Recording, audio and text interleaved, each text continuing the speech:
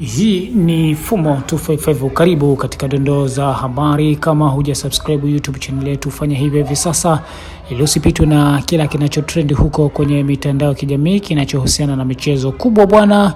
Ni ligi ya mabingwa barani Afrika, Young African Sports Club na Simba Sports Club zikiwa zipo mawindoni kujiandaa kuelekea kwenye michezo hiyo, na taarifa nilizonazo hivi sasa ni kwamba kikosi cha Young Africans muda mchache uliopita kimeshuka uwanjani katika viwanja vyake vya Avic Town kuanza mazoezi yake mepesi na mbinu za hapa na pale chini ya kocha Patrick Mabedi katika kuhakikishia nafasi ya kufuzu hatua ya makundi ya michuano ya ligi ya mabingwa barani Afrika, na hivyo wanalazimika sasa kufanya mazoezi hayo mepesi kila siku huku ikiwa imesalia siku moja tu, kwa maana ya kesho Ijumaa Jumamosi basi mchezo huo utapigwa, na kikubwa ni dua kwa mashabiki wa Young Africans kuelekea kwenye mchezo huo. Na hivi ninavyozungumza na wewe miongoni mwa wachezaji ambao wameonekana wakienda uwanjani kwa ajili ya maandalizi ya mchezo huo ni pamoja na Clement Mzize akiwa ni miongoni mwa wachezaji ambao wapo katika kikosi hiki ambacho kinaelekea uwanjani, lakini pia miongoni mwa wachezaji hao wapo wachezaji wapya kina Israel Mwenda, wachezaji wa zamani, mabeki hawa Dombia, Mamadou Dombia, lakini pia wapo kina Mohamed Hussein Shabalala. Ni miongoni mwa wachezaji ambao wanaonekana wakielekea uwanjani kwa ajili ya kupasha misuli joto na kupata mawazo ya hapa na pale kuelekea kwenye mchezo huu mkubwa kabisa wa aina yake, wakati mashabiki wa soka wakitamani kuishuhudia Young Africans ikifanikiwa kufuzu michuano hii katika ngazi ya makundi baada ya kupokea kipigo kibaya cha goli moja kwa bila katika mchezo uliomalizika dhidi ya Silver Striker pale nchini Malawi. Na hivyo Young Africans wana kibarua kizito weekend hii, lakini yote kwa yote tunaangalia namna itakavyokuwa. Kocha Patrick Mabedi ameaminiwa na amepewa timu kwamba yeye ndio risk taker, kwa maana kwamba anatakiwa kuivusha Young Africans kuelekea kwenye nchi ya ahadi katika mchezo huo wa siku ya Jumamosi. Na kocha huyu Patrick Mabedi yeye ni raia wa Malawi. Inaaminika kwamba ni kocha mwenye uwezo mkubwa na ana uwezo kufanya kile ambacho mashabiki wa soka wanatamani kukishuhudia, hasa mashabiki wa Young Africans Sports Club. Na kumbuka Young Africans kupitia uongozi wake chini ya engineer Hersi Said kama rais wa klabu wameruhusu mchezo huu utakuwa bure kabisa, kwa maana kwamba hautakuwa na kiingilio, na hivyo wametoa nafasi na fursa kwa mashabiki wa soka, hasa katika kipindi hiki ambapo baadhi ya watu wakilalamika kwamba hali zao ni ngumu, basi wapate nafasi na wao kwenda kuishuhudia Young Africans katika mchezo huo. Lakini pia target kubwa ya Young Africans ni kuhakikisha wanapata mashabiki wengi na wa kutosha, kwa sababu mpira una wachezaji 11 uwanjani, lakini kiuhalisia ni wachezaji 12 kwa sababu mashabiki nao wanahesabiwa kama sehemu ya mchezo.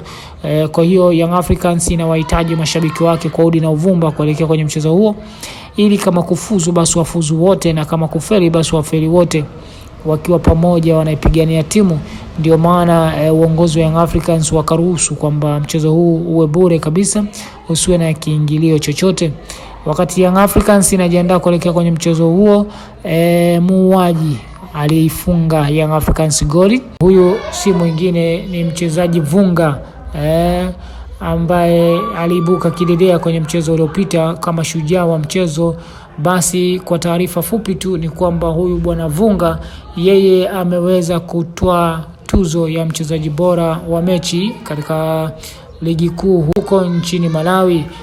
Vunga huyu bwana alifanikiwa kutoa tuzo hiyo wakati timu yake ambayo inafahamika kama Silver Strikers ikiondoka na ushindi wa goli 2-1 dhidi ya Crack.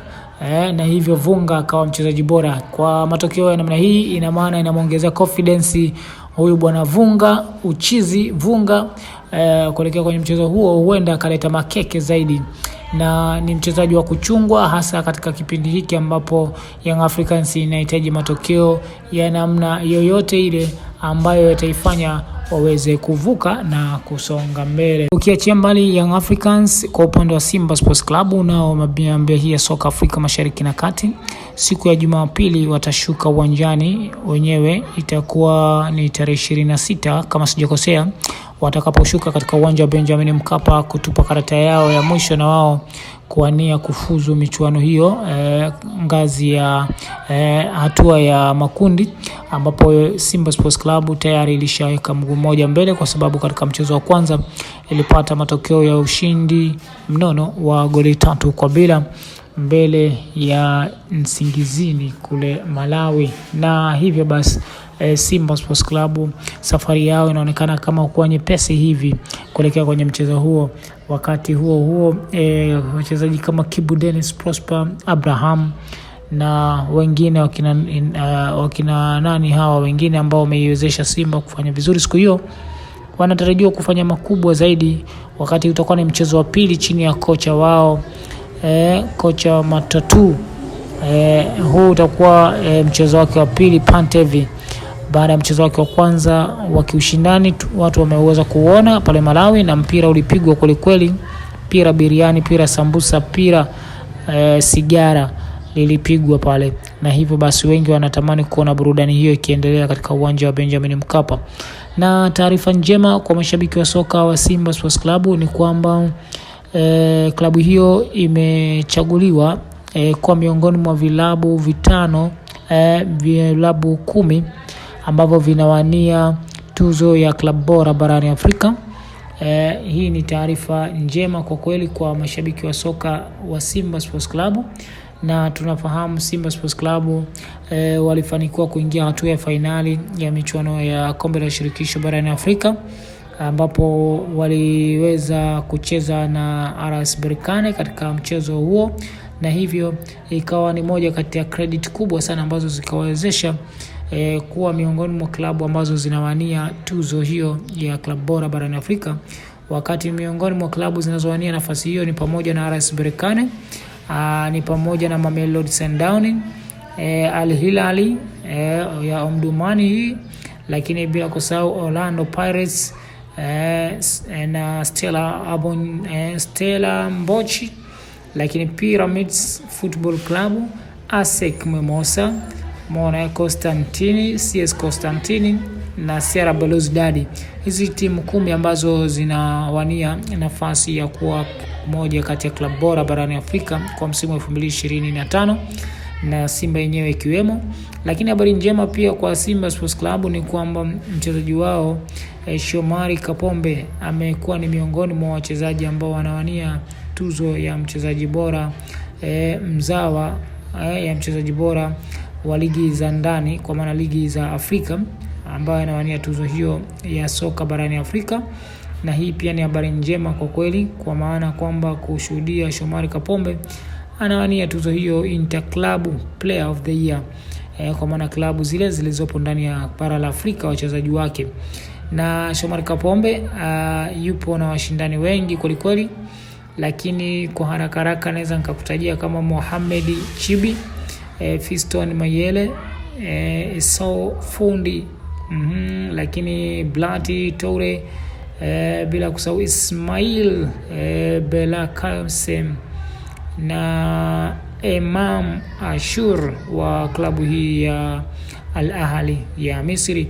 Na hii tuzo inawaniwa na wachezaji 10, na katika wachezaji hao 10 timu ambayo imetoa wachezaji wengi zaidi ni Pyramids. Tunajua Pyramids ni miongoni mwa timu ambazo zimefanya vizuri zaidi, na huenda tuzo hii pia huenda ikaenda huko Pyramids kutokana na timu hiyo kufanya vizuri. Kwa hiyo mimi sina shaka kwamba tuzo ya klabu bora barani Afrika kwa msimu huu huenda ikaenda Pyramids, ambayo imefanya vizuri, imechukua ubingwa wa ligi kuu, kombe la ligi ya mabingwa barani Afrika, kombe la kombe ambalo limeshirikisha klabu bingwa wa ligi ya mabingwa pamoja na klabu bingwa wa kombe la shirikisho. Imechukua kombe yote hayo na makombe mengine, kombe la Asia limechukua. Kwa hiyo unaweza kaona Pyramids ni miongoni mwa timu kubwa ambazo pia zimefanya vizuri. Na kwenye upande wa wachezaji hapa, mimi sina shaka Fiston Kalala Mayele kuchukua tuzo ya mchezaji bora wa klabu barani Afrika, kutokana na klabu yake kufanya vizuri zaidi. Kwa hiyo yote haya yanawezekana, na sisi tusubiri tuone nini kitatokea. Hii ni Fumo 255. Usisahau kusubscribe, kulike na kucomment YouTube channel yetu ili usipitwe na kila kinachotrend huko kwenye mitandao ya kijamii ambapo utakipata mara hapa.